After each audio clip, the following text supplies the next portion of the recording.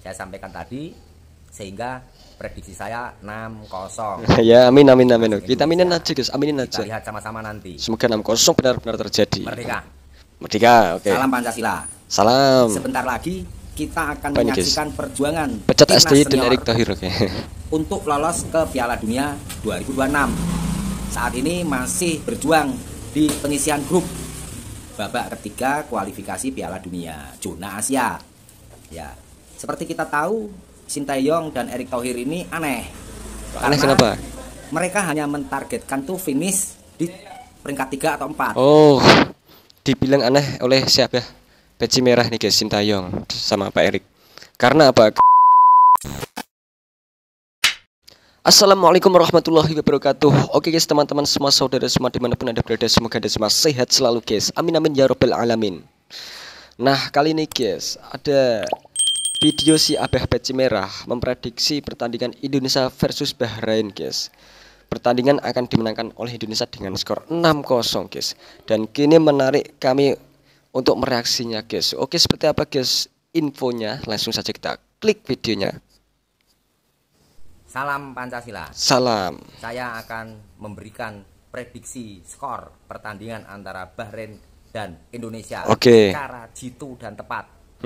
Kalau tidak tepat, saya akan berhenti bikin video dan konten tentang timnas Indonesia naturalisasi Belanda KW. Oh gitu, oke.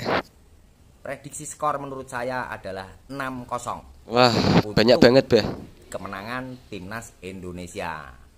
Ya, ini penjelasannya, dengarkan baik-baik ya. Secara materi pemain, ya timnas Indonesia jauh di atas Bahrain. Walaupun ranking FIFA-nya Bahrain jauh di atas timnas Indonesia. Oh ya. Bahrain ranking 76. Sementara timnas Indonesia ranking 129 setelah dapat tambahan 4 poin kemarin 133. Ya. Materi pemain Bahrain itu rapuh karena kebanyakan sudah tua. Ya, dan pertahanan mereka juga bobrok. Ya, terbukti digelontor 5 gol oleh Jepang. Nah, kalau Jepang saja bisa menggelontor 5 gol, nah timnas ya harusnya bisa 13 gol. Tapi kali ini 6 gol aja. Kenapa harus banyak gol? Ya, siapa tahu nanti nilai poin timnas Indonesia sama dengan Jepang. Siapa tahu kan? Nah, selisih gol itulah nanti yang menentukan lolos atau tidaknya, gitu. Baru paham kan? Gitu. IQ-ku memang tinggi. Nah, para pemain Bahrain itu sudah tua-tua. Yang patut diwaspadai hanya 3 pemain. Ya, yaitu Vincent Emmanuel. Pemain keturunan Afrika itu, Nigeria. Ya. Lalu Mohamed Marhon, ya, dan Mahdi Abdul Jabbar. Hanya 3 itu yang perlu diwaspadai.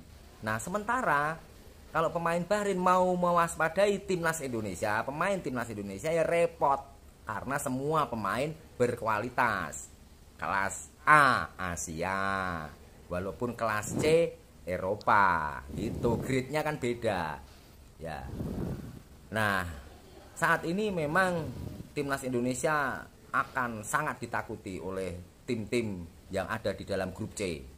Ya Bahrain, ya Cina, mungkin Jepang juga dan Arab Saudi. Setelah masuknya Eliano, Reitner dan MS Hilgers. Ya, jadi pertahanan Indonesia nanti akan lebih kuat setelah MS Hilgers bergabung dengan timnas. Oh gitu, oke. Di back sayap kanan. Di tengah di back sentralnya itu Jay Itzes. Ya, di back kirinya itu Jordi Amat. Ya, Justin Hubner absen. Nah, Justin di tengah Hubner itu oke. ada Tom Haye, Kelvin Verdong, ya, Ivar Jenner. Ya, itu nanti gelandang kita juga akan tambah kuat. Nah, skor banyak itu bisa diperoleh dari masuknya Eliano, karena Eliano ini akan menemani 2 striker yang sudah ada duluan, yaitu Ragnar Oratmangun dan Rafael Struijk. Yang kemarin-kemarin duetnya sama Witan Sulaiman atau Marcelino, sekarang dengan Eliano. Ya, ini nanti yang akan membuat permainan Indonesia itu dinamis. Ya, Semoga saja staminanya kuat karena pengaruh juga ya, namanya pemain Eropa main di daerah tropis itu seringkali staminanya turunnya drastis gitu. Bahrain ini kan termasuk negara dengan cuaca yang ekstrim panasnya, ya seperti itu. Ya, jadi secara logika memang Jepang aja mampu mengalahkan Bahrain 5-0. Pemain Jepang kan hanya rata-rata pemain kelas Asia. Ya, maka Indonesia ini harus mampu mengalahkan 6-0. Skornya 6-0 ya. Itu. Nah, kalau bisa memang 13-0. Kebanyakan amat. Karena mustahil 13-0 ini melawan Bahrain supaya menambah kepercayaan diri. Ya. Cukup 3 atau 2-0 atau 4 itu sudah puas beh. Kalau sampai 6-0 ya alhamdulillah lah, mantap. Karena setelah Indonesia menang lawan Bahrain nanti akan ketambahan 16 poin.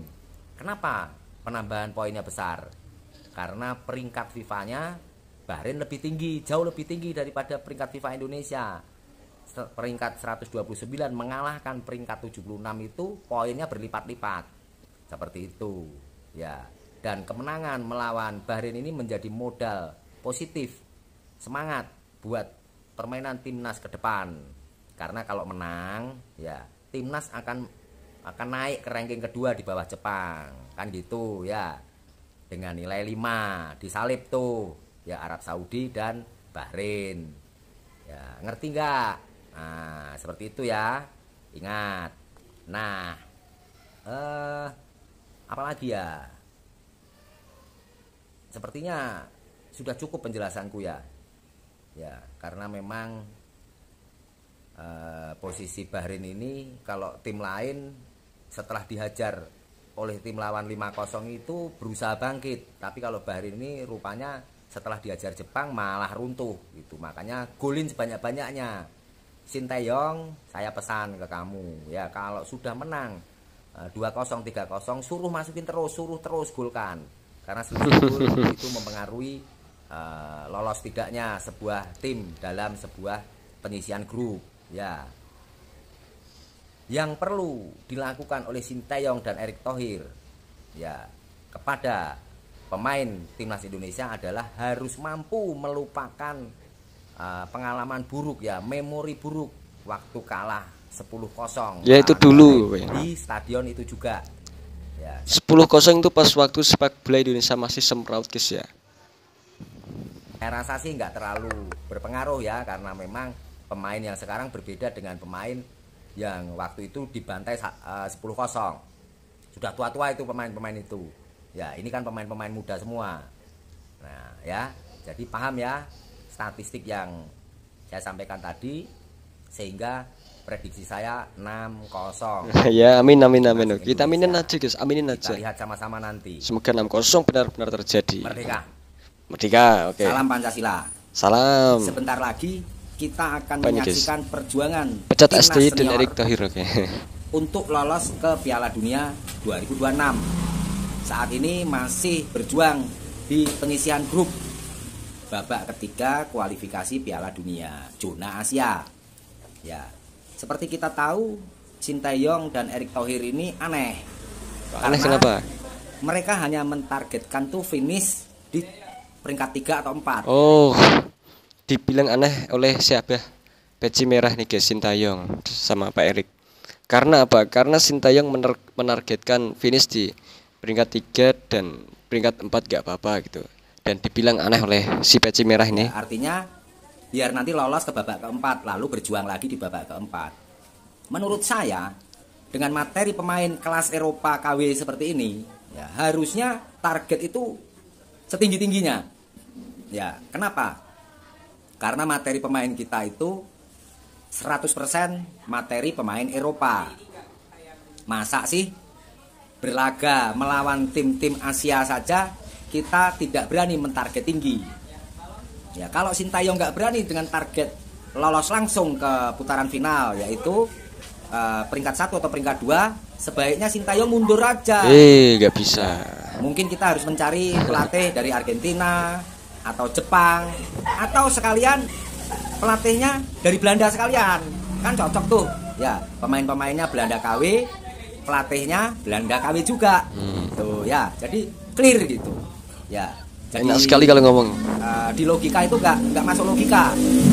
Materi pemainnya kelas 1, tapi targetnya ranking 3 atau 4. Ya, menurut kalian kan itu aneh gitu. Saya mengajak kalian itu untuk berpikir cerdas, kritis, pinter gitu ya. Ya, seperti kita tahu materi pemain kita itu sudah 100% pemain-pemain Belanda KW ya. Dari mulai penjaga gawang itu Martin Paes, ya, terus di belakang itu C Itses, ketambahan MS Hilgers, ya, terus Jordi Amat, ya, bahkan pemain bertahan semacam Justin Hubner aja harus parkir. Ya, di tengah juga keren juga, ya kan? Ya, ada Tom Haye, Kelvin Verdong, ya, lalu ada Nathan Chuon dan lain-lain yang semuanya juga pemain Belanda. Jadi nanti keren sekali itu.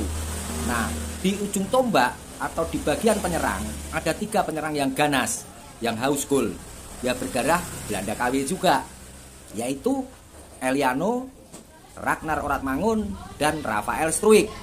Ya, jadi pemain-pemain lokal parkir dulu, ya nggak apa-apa. Kita lihat kiprah mereka.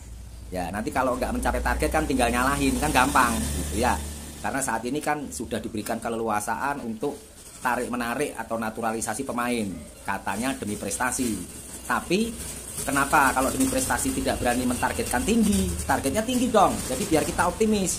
Ya, anehnya kalian semua optimis timnas lolos, tapi Sintayong dan Erick Thohir itu malah nggak optimis. Coba kalau cuma lolos peringkat 3 atau 4, nanti masih berjuang lagi di dalam grup. Ya, nah nanti nggak lolos lagi. Ya, nanti berjuang lagi di babak kelima. Ya ngapain kalau kayak gitu, mending pemain lokal. Ya, paham nggak? Nah, jadi kalau mau tahu, menurut saya target realistisnya nanti dalam waktu dekat ini yaitu melawan Bahrain di kandang Bahrain, itu timnas harus menang 13-0. Ya. Untuk striker ada 3 orang, yaitu masing-masing mencetak 3 gol. Jadi 9, ya kan? Lalu nanti gelandang juga bisa menambahkan gol. Ya, misalnya Tom Haye, ya kan? Kelvin Verdong, ya. Eliano, ya itu bisa menambahkan gol. Ya, kalau gelandang itu bisa menambahkan 4 gol, ya kan dapat 13. Kalau kiper Indonesia saat ini Martin Paes, saya jamin nggak bakalan kebobolan. Karena kiper kelas Eropa, tendangan para pemain kelas Asia. Enteng bagi Martin Paes gitu ya. Realistis dong. Nah, nanti kemudian akan bertandang ke Cina. Ya, di Cina nanti, Cina itu semangat juangnya tinggi, nasionalismenya juga tinggi, makanya agak sulit mengalahkan Cina dibanding mengalahkan Bahrain. Ya, kalau lawan Cina nanti saya rasa skornya itu target harus 7-0. Ya. Masing-masing pemain depan itu ya Eliano, Rafael Struijk, Ragnar itu masing-masing nyumbang 2 gol, kan 6. Ya, tambah dari Tom Haye 1, kan 7. Dan gak mungkin pemain Cina bisa membobol gawang Martin Paes. Ya, kita tidak tahu. Indonesia akan semakin semangat. Ya, nanti ketemu Jepang misalnya. Jepang juga masih Asia. Ya, tahu, ya, saya tahu. Minimal kita bisa mengimbangi atau menang-menang kecil lah. Menang 4-0 kayak lawan Jepang kan gitu, ya. Nah, nanti lawan Australia, lawan Arab Saudi, mereka pasti ngeper duluan kalau kita sudah bisa membuktikan prediksi saya tadi. Begitu kira-kira ya, saudara-saudaraku semua, semoga kalian semua bertambah cerdas, bertambah pandai. Amin. Supaya kalian ngerti. Ya, kalau kalian ngikuti video-video saya yakin kalian akan tambah pinter, IQ-nya tambah tinggi. Karena memang saya ini pencerdas bangsa, pencerdas rakyat Indonesia. Begitu. Peci merah, sang Pancasilais. Merdeka. Merdeka. Nah, begitu guys, pengamatan bola dari si Abah Peci Merah nih guys ya. Sang Pancasilais katanya. Oke. Dia memprediksi Indonesia versus Bahrain, Indonesia akan menang 6-0. Ya, semoga bisa lah. Amin amin amin guys. Kita aminin aja. Jangan dihujat. Emang umur segini lagi lucu-lucunya guys. Biarinlah. Oke, cukup sekian guys. Semoga bisa menambah wawasan Anda dan bermanfaat untuk Anda. Dan jika ada kesalahan kata-kata yang kami ucapkan, kami mohon maaf sebanyak-banyaknya. Terima kasih. Wassalamualaikum warahmatullahi wabarakatuh. Thank you.